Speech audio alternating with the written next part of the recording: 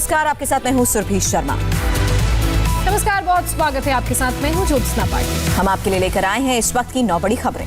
आज हम आपको दिखाएंगे आतंक की खुफिया सुरंग को भारत ने कैसे खोद डाला। साथ ही आपको दिखाएंगे मौत का ट्रेलर देखने के बाद भी दिल्ली वाले संभलने का नाम क्यों नहीं ले रहे।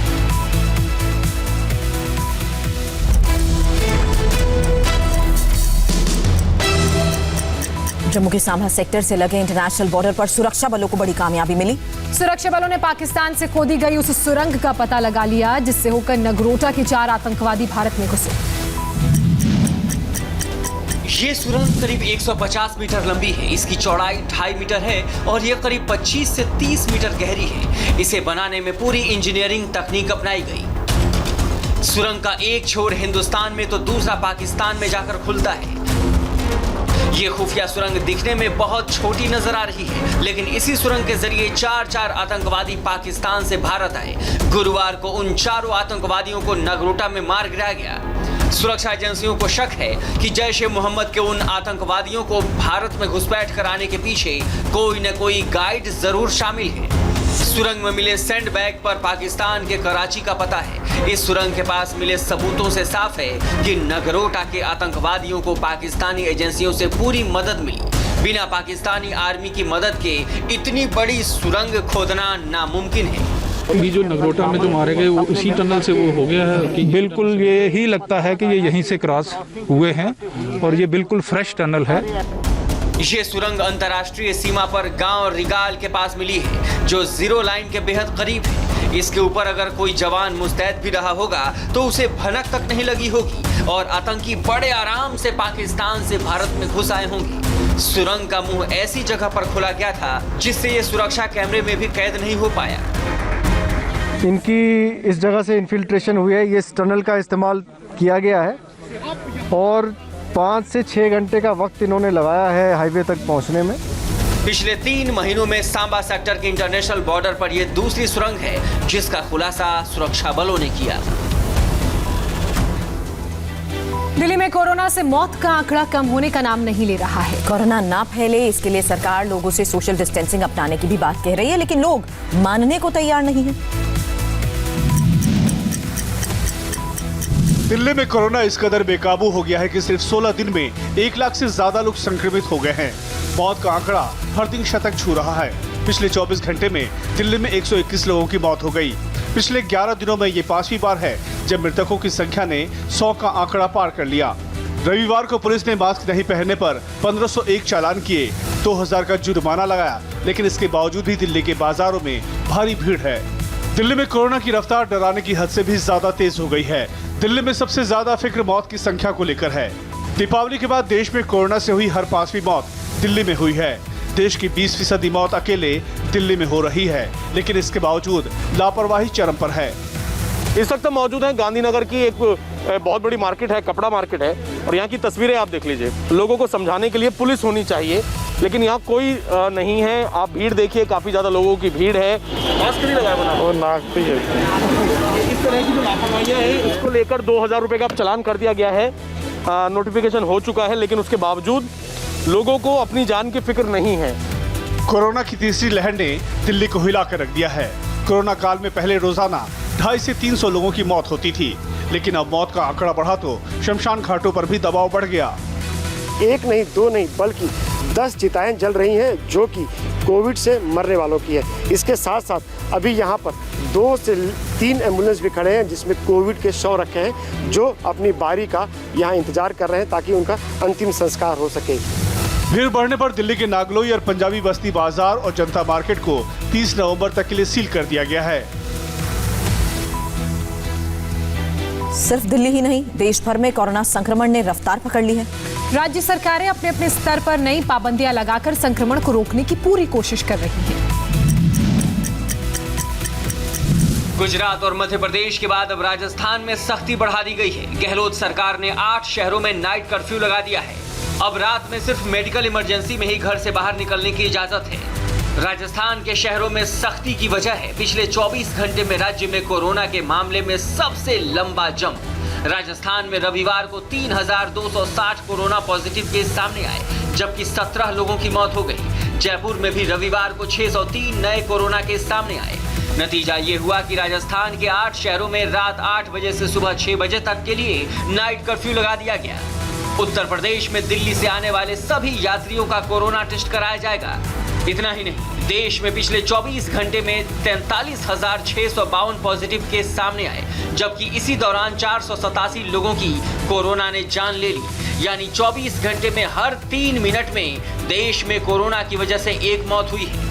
कोरोना के इस विस्फोट पर प्रधानमंत्री नरेंद्र मोदी की सीधी नजर है। प्रधानमंत्री नरेंद्र मोदी मंगलवार को मुख्यमंत्रियों के साथ वर्चुअल मीटिंग कर सकते हैं। इस मीटिंग के पहले दौर में उन राज्यों के सीएम से प्रधानमंत्री वर्चुअल मीटिंग करेंगे जहां कोरोना केस का विस्फोट हुआ है।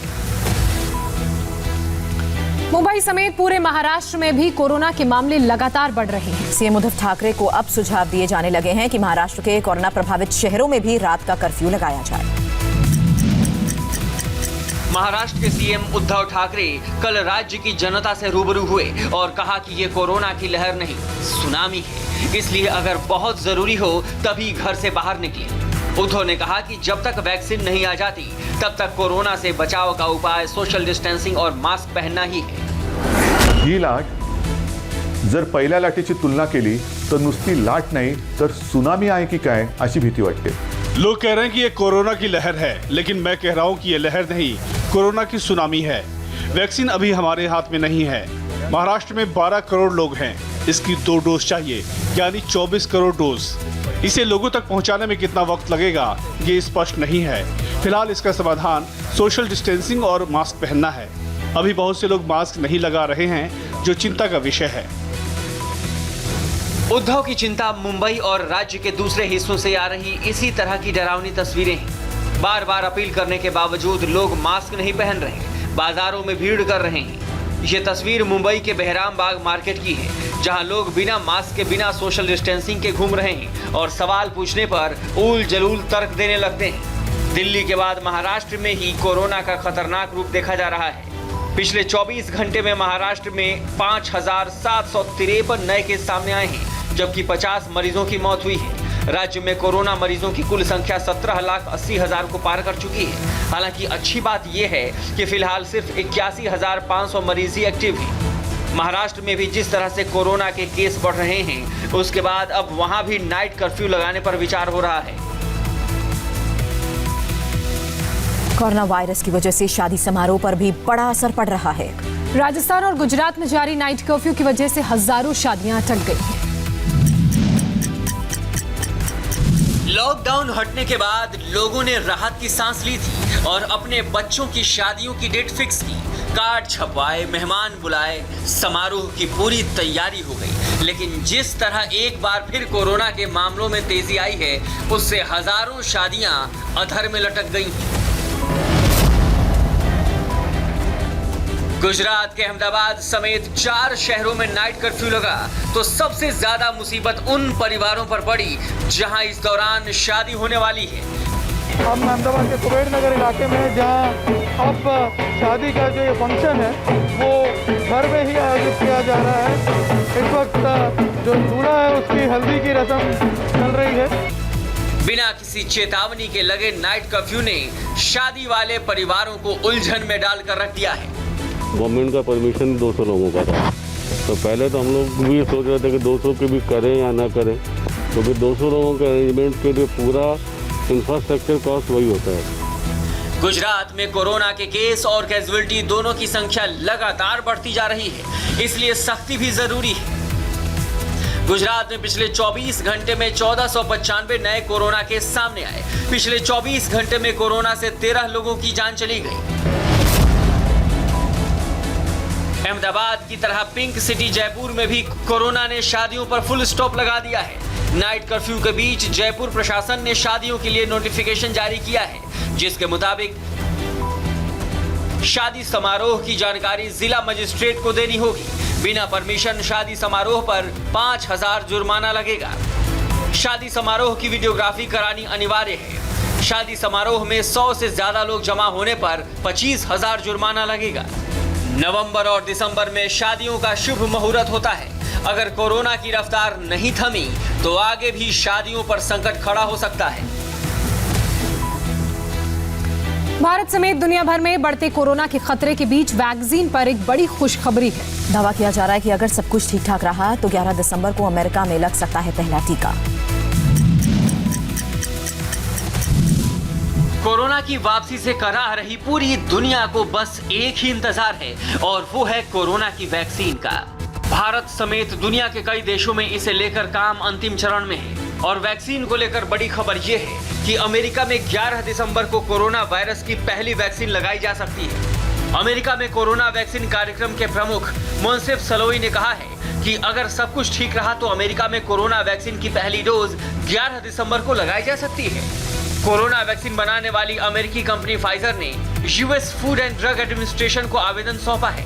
आवेदन में फाइजर ने वैक्सीन के इमरजेंसी इस्तेमाल की इजाजत मांगी है। FDA वैक्सीन की सलाहकार समिति की 10 सितंबर को इस पर बैठक है। अगर बैठक में इजाजत मिल जाती है तो अगले दिन ही वैक्सीन उपलब्ध हो सकती है। अमेरिकी कंपनी फाइजर ने कोरोना वायरस के खिलाफ 95% प्रभावी वैक्सीन बनाने का दावा किया है। कांग्रेस के वरिष्ठ नेता गुलाम नबी आजाद ने एक बार फिर पार्टी के कामकाज के तरीके पर सवाल उठाए हैं। गुलाम नबी आजाद ने कहा 72 साल में कांग्रेस सबसे निचले पायदान पर है। 72 साल में हम सबसे नीचे नंबर पे स्तर पे आ गए हैं। 5 स्टार से इलेक्शन नहीं लड़े जाते हैं।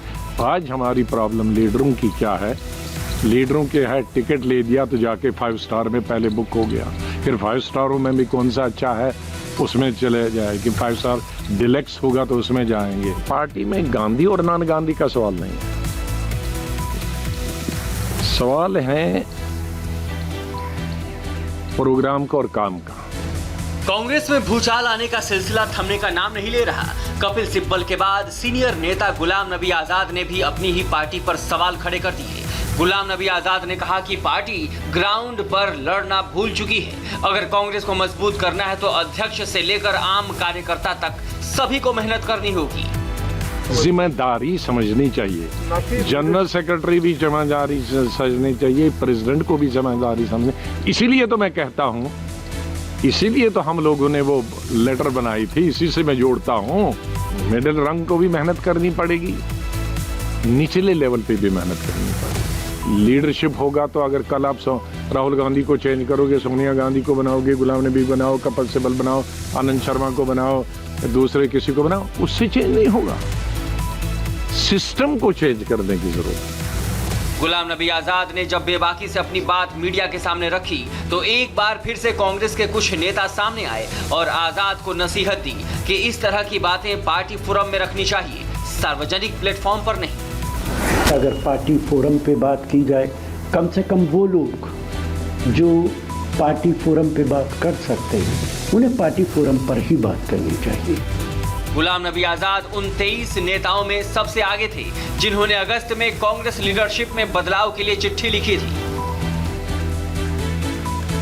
लव जिहाद पर यूपी एमपी में कानून बन रहा है, लेकिन इस कानून को असदुद्दीन ओवैसी ने असंवैधानिक करार दिया है। इस बीच छिंदवाड़ा और लखनऊ से लव जिहाद की ऐसी कहानियां आई हैं जिसे देखकर कानून का विरोध करने वालों को जवाब मिल जाएगा। पिछले 1 साल से मैं बहुत परेशान हूँ। साबिर अली नाम का लड़का मेरे को ब्लैकमेल करता है, बोलता है मैं तुझे जान से मार दूंगा। छिंदवाड़ा की ये लड़की 1 साल से परेशान है। परेशानी की वजह है लव जिहाद। धर्म परिवर्तन के लिए बोलता है इस्लाम कबूल कर ले और मेरे से शादी कर ले, और ऐसा नहीं किया तो मैं तुझे जान से मार दूंगा। लखनऊ की एक पीड़ित बच्ची की कहानी और भी डराने वाली है।